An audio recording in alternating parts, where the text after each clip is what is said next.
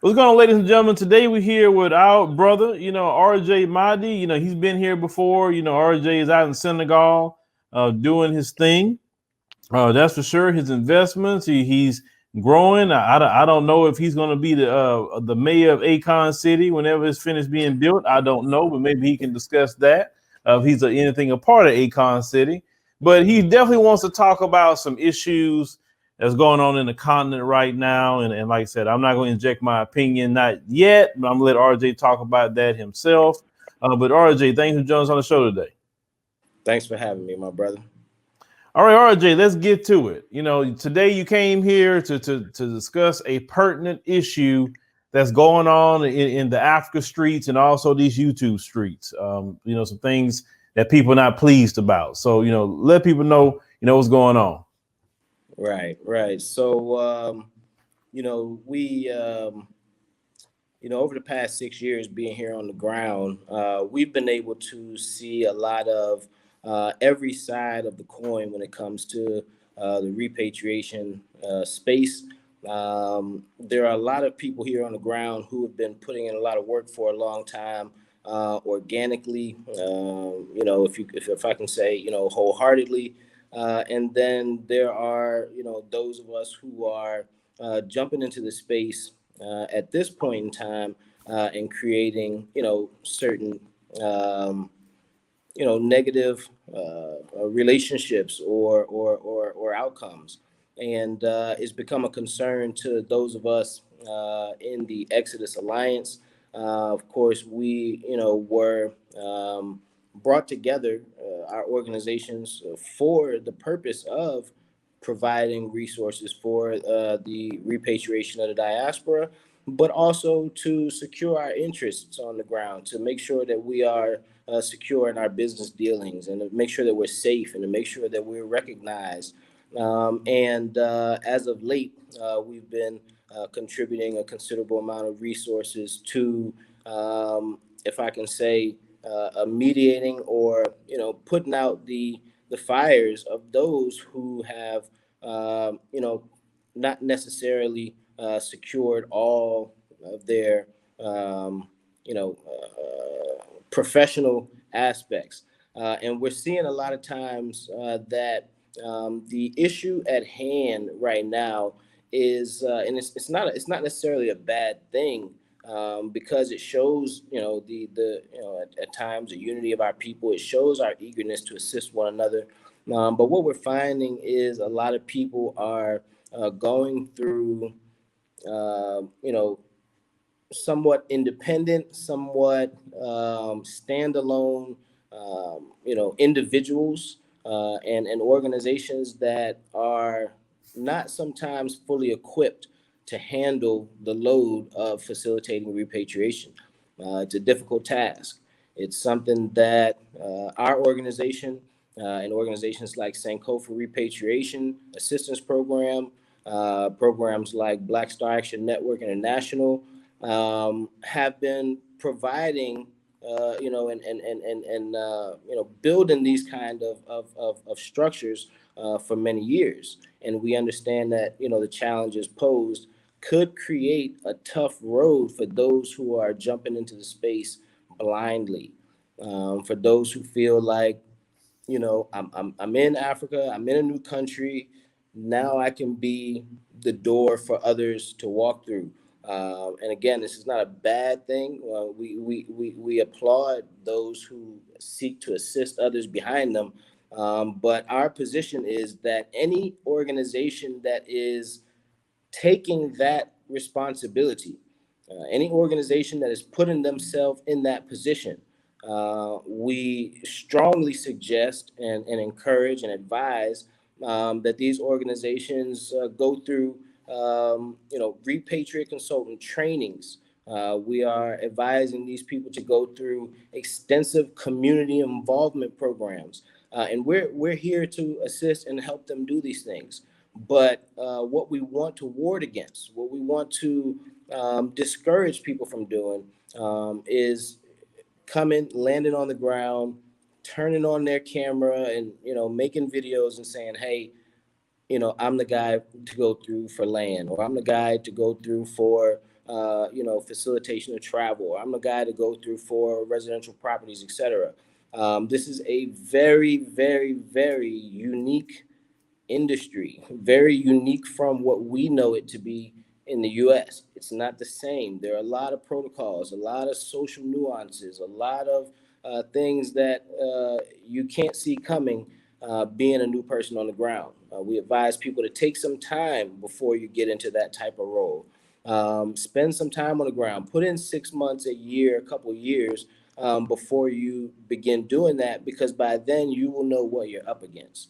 And we don't want to have a situation where people are putting themselves in jeopardy or in liability for the health and safety of others and then failing on those responsibilities, or B, putting other people in precarious situations to where they are arriving here on the ground in uncomfortable or unexpected or unworthy situations. The standards are different on the different continents. And it takes a little bit of connections and resources to make sure that you are providing the standard that's expected by most of us from the diaspora. We just want to be an advisory board to those who are coming. Take our guidance, take our advice. We're not here to stand in anybody's way of earning a living or getting into particular businesses they're interested in. What we'd like to do, if anything, is to better prepare you for it. So again, if people are looking to actually be, if you're saying, hey, I'm going to go back to Africa and my goal is to get into land sales, or my goal is to, get into the YouTube space and start my business as a tour facilitator, et cetera. We're not saying don't do it. We're saying come to us. We'll help you. We'll prepare you better. We'll give you the training. We will give you additional resources through the government and the state of the African diaspora. We can help with global initiatives through our partnership with the UNIA ACL. We are based on the ground. We have very large, extensive teams, partnerships, government relations, all types of established foundation. We don't all have to do it alone. And I think that's sometimes, something that we get used to in the US. Everybody's like, I'm doing my own thing. I'm here. We don't have to do that. We've formed a strong alliance for this purpose. Don't ignore the resources that are available to you in the name of independence. I can do it on my own. You don't have to. And in doing so, you could possibly put yourself and others in jeopardy, and we don't want that. We don't want people landing on the ground in bad situations. We don't want litigations going on. We'd like to keep, our issues and our challenges out of the court systems on both sides of the ocean and out of the media. We shouldn't be sharing all of these negative debates, et cetera, online. Let's conduct ourselves in a better manner, and let's all come home in peace. All right, so RJ, he said that very professional, and RJ, I definitely appreciate your professionalism in the way you describe that. Sound like you spent your time with some media training, but let's get to it. On me, listen, yes, I can be professional, but I'm gonna get down to it. Okay, so RJ, in America, what were you doing prior to going to Senegal? Were you in business? Yeah, so in America, for the last 12 years prior to me moving to the US, I was in independent business. I managed a marketing and media firm in 4 or 5 different US cities. We started in New York City, we expanded to Atlanta, which is my hometown, opened up in Tampa and Memphis and Miami, other cities. We did a considerable amount of independent business consulting, so we helped people to start businesses of their own throughout the U.S. My wife and I worked together alongside each other for years. That's my road dog. That's my president right there. That's the boss. I think I'm the boss. It's not me. It's her. But yeah, together we did a considerable amount of media marketing and business management development in the U.S. Okay, so basically in America, you and your wife made basically a success of yourselves. You learn business skills, you learn the American system, capitalism, etc. So then you moved to Senegal. Okay, definitely a different system than the U.S. We all know that, but you still had the skills that you learned in America, and it helped. It gave you definitely an edge in Senegal. Is that correct? Oh, absolutely, 100%. I mean, I would even go a step farther and say that because I was in Senegal 20 years ago and knew not only that I'd be coming back, but knew exactly what I wanted to do when I came back.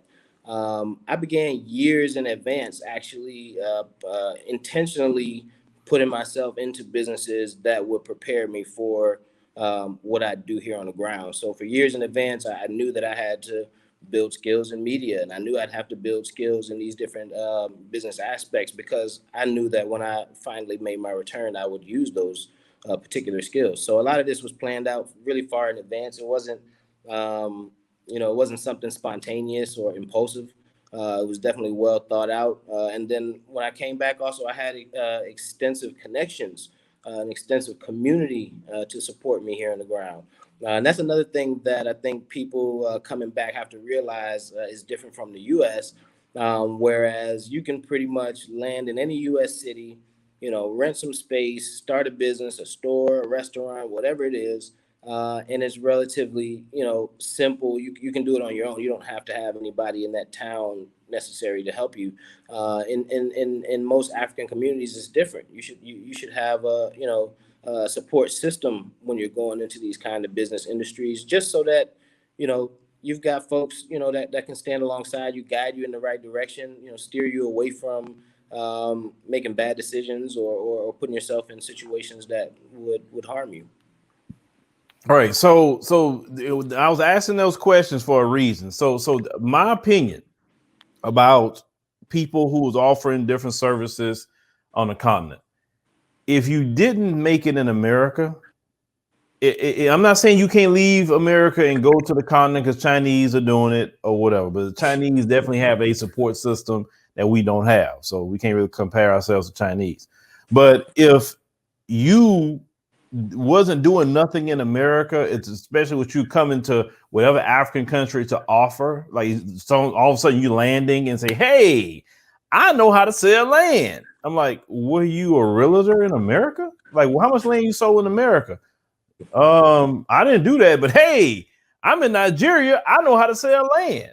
And I'm like, and then this is the problem, RJ, that I'm having with this. They will make videos, especially directed to Black Americans, and use our, this is what we're just sick and tired of, basically. Some of us got into a point that we have fought our whole life and say, look, revolution is with the youth. I let them fight that. I have fought long enough. I just want some peace and quiet at this point. Some people may get to that point. Just some people are. So they say, well, I don't want to deal with American crap. So I see this Black American brother, Black American sister talking about how they left America doing so great and they can help me as long as I give them money. Okay. But in America, they did not set that same system up. So And I think it's a double-edged sword too. And number one, I just want to point out, these issues, we don't just see them arising with Americans. There's a large portion of trouble spots in the British repatriate community as well. And I think that what you were saying about what was your profession back home. I don't think that 100% you had to have been in that specific profession. But what I would say is that you had to have had extensive ongoing training, development experience. It's not necessarily one thing that you can point at and say this is what you need to be a development consultant in Africa. Now, I mean, if all you did in the U.S. you was just serving tables, you was working at Foot Locker. That was a job. I ain't knocking it, but you can tell I don't really have the business experience to go into this. It. Now there are people who have business experience in certain fields, but not particular training or the kind of ongoing resource support that's necessary. It's a lot bigger than just, a job. Like, what we know as an American, like when you go get a job, you have to have a certain qualification, you have to have a certain degree, you have to have a certain license or a certificate. Here it's more like you've got to have 100.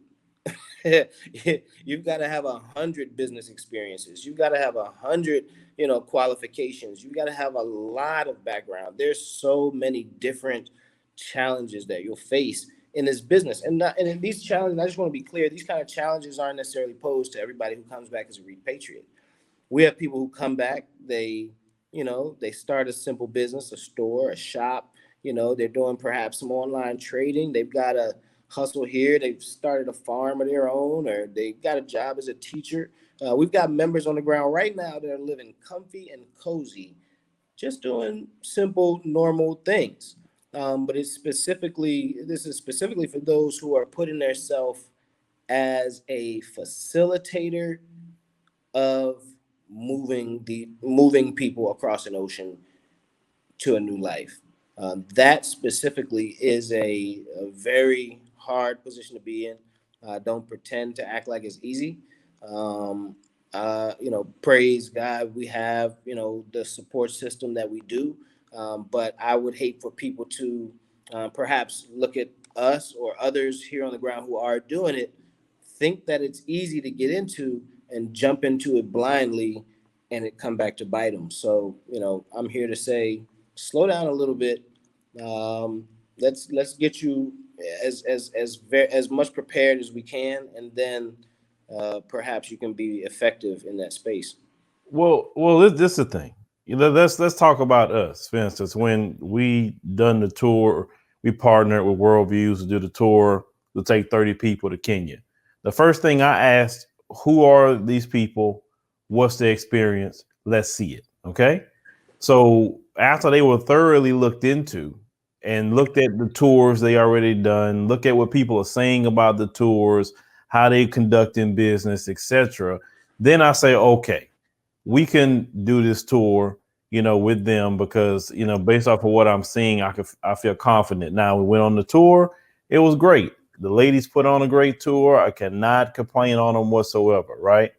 But if the main thing that people have an issue with is not really tours, but real estate, selling land, homes, Right. renting, etc.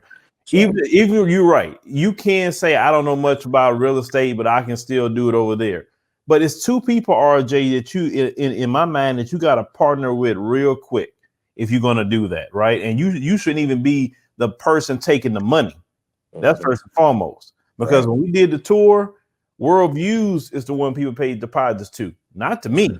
I don't say I Right. don't want your money because I don't want nothing to do with it if business is not right, right? So I believe that if you're going to do that, you need to get with a reputable, well-known company in real estate that a person, even from the States, can research who this realtor is in that particular country. Right. I think the second thing you need, maybe a third thing, is a real estate attorney, because now you're dealing with, you may not even be a citizen yet. So could you own land, or is it a 99-year lease, or whatever it has to be? You need to know that, legally. I believe Right. also maybe immigration lawyer. Right. And these things vary from country to country, Right. region to region, city to city. And even immigration lawyer, because some countries you can buy property and basically that kind of investment can help you even get citizenship. So what I'm saying is you need to have, like you said before, a team of people that's basically professionals that anybody can look up to tell you what to do with this, not just start handing out money to somebody that popped up on YouTube tomorrow talking about, hey, I know about land. Look, I'm over here. And I'm like, huh? You need professional people. We wouldn't do that here in America. Somebody just show up and say, hey, I can offer you land in Mississippi or Atlanta somewhere. And I'm like, they just start sending the money. Where's the real estate agent? We start asking 100 questions. And even with that, I would even go a step farther. When you say, make sure that person is a certain kind of license. I would even say, for those, especially those who are coming and looking to get into that space, before you even consider getting into selling land, put in some take some time. I would just want to challenge my brothers and sisters. Take some time to put in some community service to the communities that you're going to be selling soil for or in.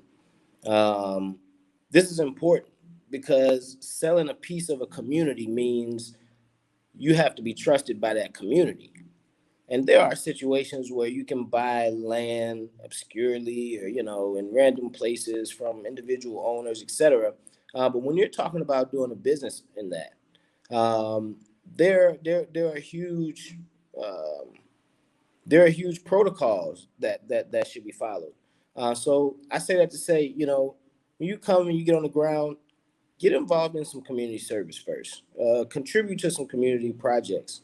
Spend some time working in, some local farms.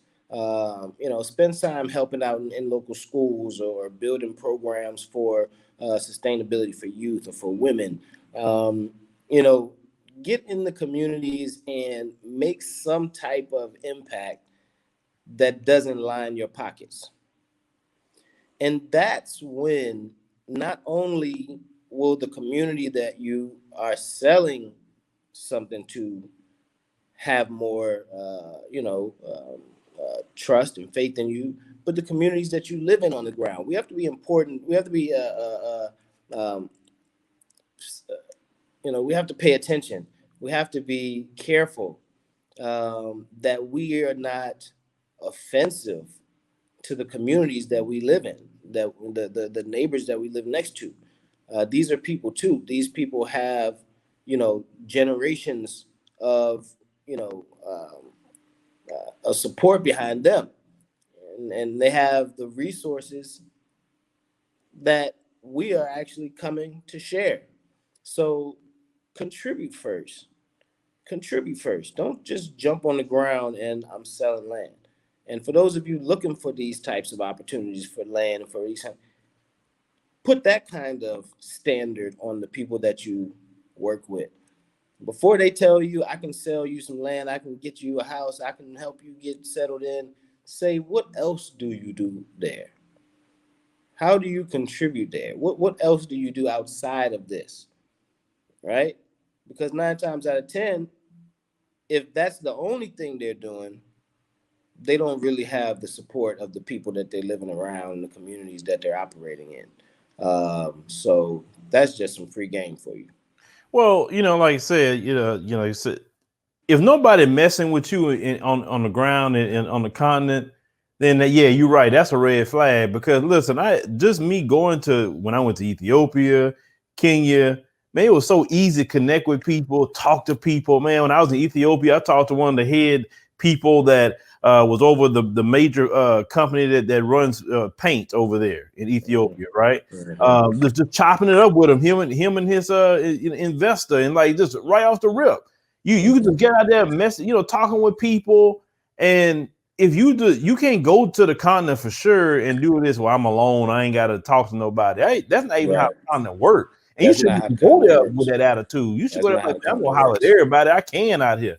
And because you come from America, and they think a certain way about us. I mean, some people will fool you a little bit more than those even in that country.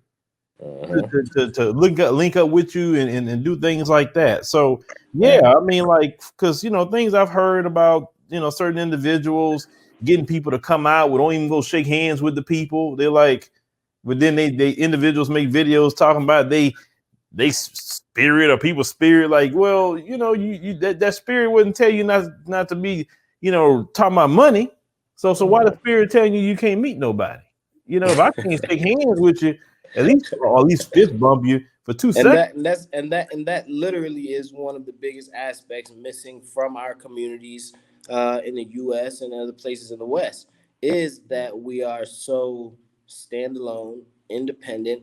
I hate to say it, but sometimes we have the crab in the barrel mentality that makes us not want to see others do well, and also want to separate in these clicks and packs that kind of make us all really weaker. So the strategy forever, right here on the continent, this is not new. The strategy forever is strength in numbers, look out for each other, we go together, unity, collective empowerment. These are the cultural standards that are held here on the continent.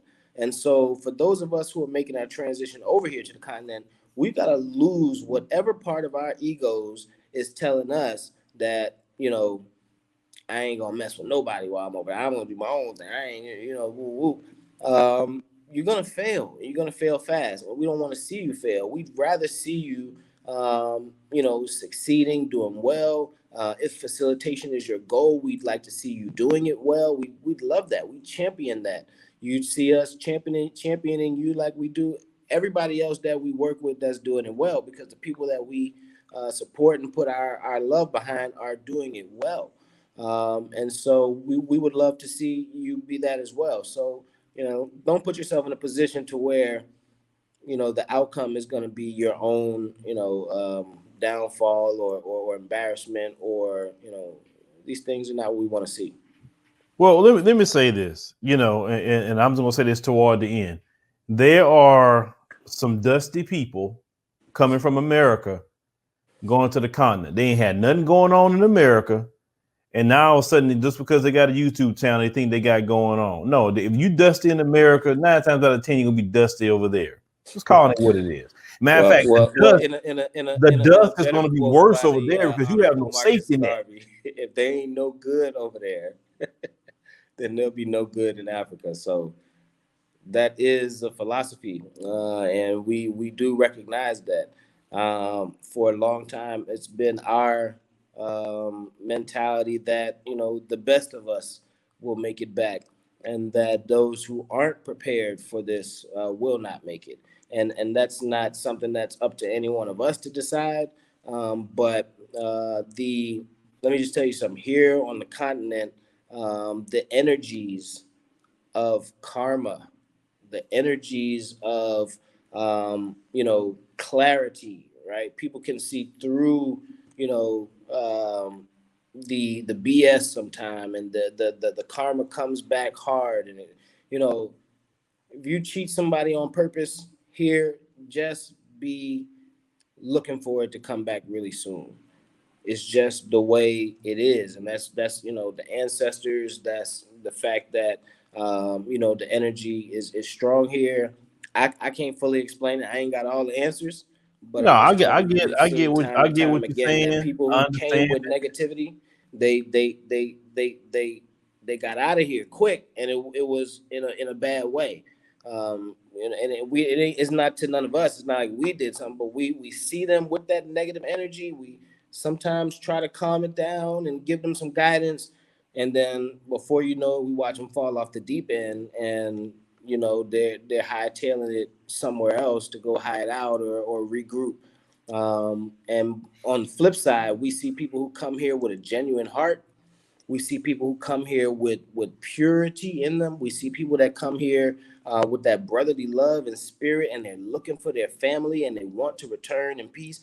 And they come in here and they're doing it every day. We're welcoming them here every day. Some of the most kind-hearted, beautiful-spirited, Pan-African, pro-Black, people coming back here, settling down. We're getting them apartments and houses and land. They're settling, in different countries. We have folks going to Ghana. We've got folks settling now in Sierra Leone and Gambia. And they're really finding their path. And we can tell the difference. Us, the people who've been here a long, we can tell the difference. We can see it in their heart and in their posture and in their spirit. This is a brother who's going to do all right here. This brother is wholehearted. This brother is, and then we can see it from the other ones like, whoo. This brother or sister's going to have a hard time. It's a basic thing, just with even, when I wrap this up, with just respecting people. Because here in America, like if you go, like I'm in Houston, if I go to Dallas and I just get there in Dallas and I just start trashing everybody in Dallas and calling people in Dallas stupid and, oh, they slow. All people in Dallas, this and that and the third. Now, eventually, I keep doing that. Eventually, somebody in Dallas is going to come see me about coming to Dallas and disrespecting Dallas. That's right here in America. So why do you think that you can go to a whole nother country at that and just start dissing the people? You know what I'm saying? Like just straight dissing them. Even if you see some things that you may be smarter in than maybe other people, but somebody know more than you too, right? Everybody know more than whoever else at times. So why do you think that's like a cool thing to do, to go to another country and just dissing the people? And because you got people over here that have some self-hate in them, or some issues they could have had maybe with an African immigrant that's been on some shucking and jiving cooning, because you have them coming here doing that too now. Now you egging this black person on, and like, wait a minute, do you know that on a continent they can you could disappear real quick over there and nobody know what happened to you? Well, let me just say this in reference to that. And this is not even to those people who have that type of less than sensible mentality. This is to the people who are watching. This is to the people who are engaging from afar, who are supporting, who are subscribing, who are sharing, and this kind of content and this type of behavior. My plea to you is starve it of attention.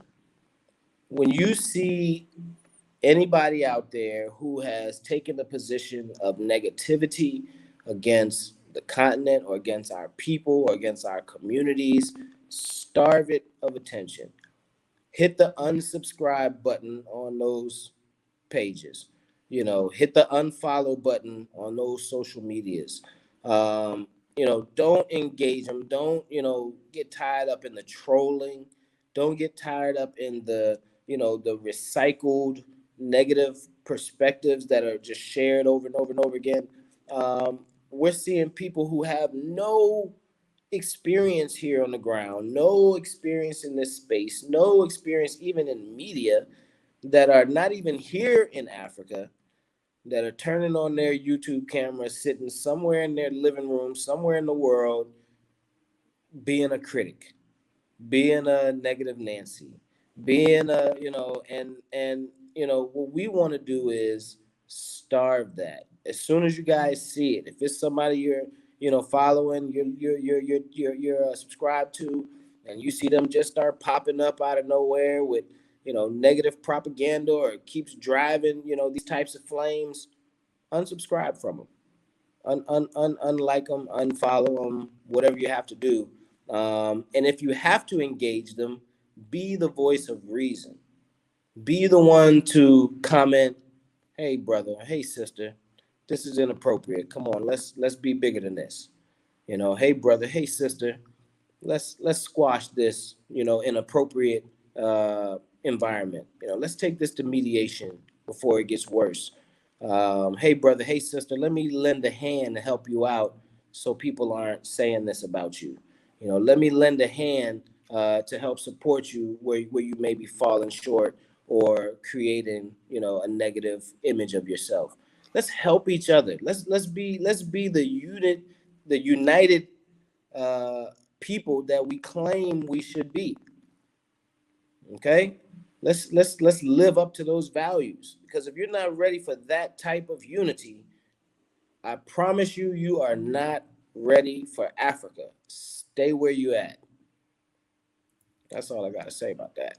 And what that said, RJ, tell people how to get to you if they may want to ask some questions, or I know RJ's solid. He can direct you in the right path. I can't tell you that.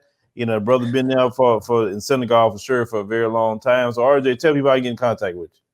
Our website is madeinafricaproject.com. That's Made in Africa Project. You can search us, Google. We're on Made in Africa Project on Instagram, Facebook. My YouTube is RJ Mahdi. And also you can contact me on social media at King RJ Mahdi. Thanks for having me on, brother. All right, RJ, I appreciate you coming by and sharing that, this, what you're talking about today here, because, like I said, the dust has been going on the continent, and the dust got to stop. So, brother, you have a good day, and you stay blessed.